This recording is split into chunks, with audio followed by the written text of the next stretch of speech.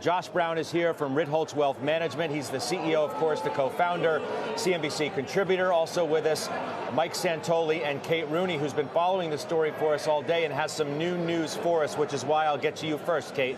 Hi, Scott. That's right. So Binance's deal to buy FTX is officially off the table. We have a statement here from a Binance spokesperson. They say as a result of corporate due diligence, as well as the latest news reports regarding mishandled customer funds and alleged U.S. agency investigations, we have decided that we will not pursue the potential acquisition of FTX.com. They go on to say in the beginning, our hope was to be able to support FTX's customers to provide liquidity, but the issues are beyond our control or ability to help. Scott, this had been a non-binding letter of intent, but the deal not going through, according to that statement. Back to you.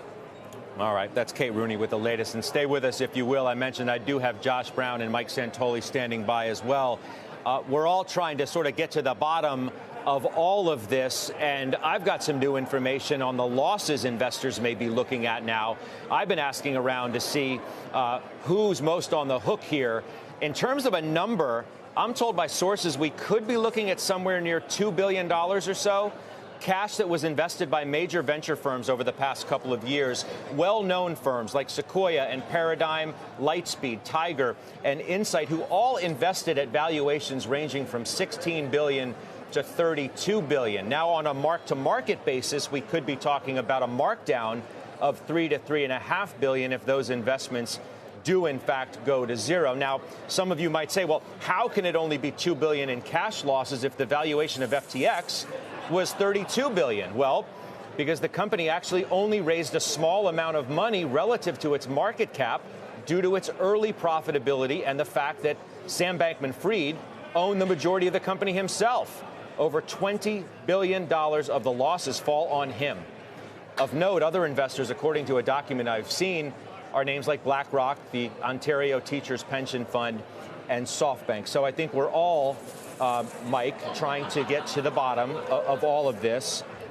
I think in the grand scheme of things, when you realize just how much of the company that Sam owned himself, yes, $2 billion of cash losses is not an insignificant number, but it's certainly not what it could be had they brought in even more investors, but they didn't need to from the beginning. That's a nick, if that's, obviously that's not all it is, but if that were all it is in terms of out-of-pocket losses, I mean, the NASDAQ mark-to-market's down $8 trillion in the last year. Let's keep that in mind in terms of scaling this stuff. It's much more about, the losses that are being sustained collectively based on what's happening to crypto. That's right. Based on what bumps up against those assets in portfolios and how much people think that there are, intertwined exposures related to it. I don't have any basis for deciding if there's anything to worry about there. And I don't think the market necessarily has specific concerns either. It just has generalized concerns of what we don't know. Yeah, and to be clear, the $2 billion in cash losses, what I'm speaking of, is directly related and only related to the venture money checks that came in. Checks that were actually written to FTX by some of the best-known venture firms that are in existence. The other issues are yet to be determined because we simply don't know. Josh? Well, I think the big issue here is sentiment, and the big issue here is a huge question mark now over investors.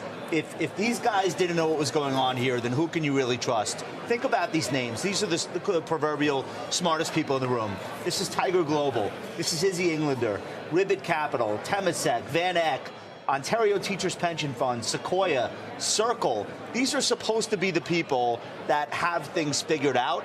And apparently, there were things happening with arm's-length transactions between holding companies under the same umbrella, the rehypothecation of securities and cash, all kinds of stuff that should not have taken place and would not in traditional finance because there's oversight.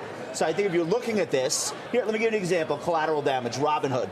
The stock is down 30% in 2 days. And keep in mind, this thing rallied after they reported earnings. That's 100% because of the now lack of trust in anything that's been touched by Sam Bankman-Fried.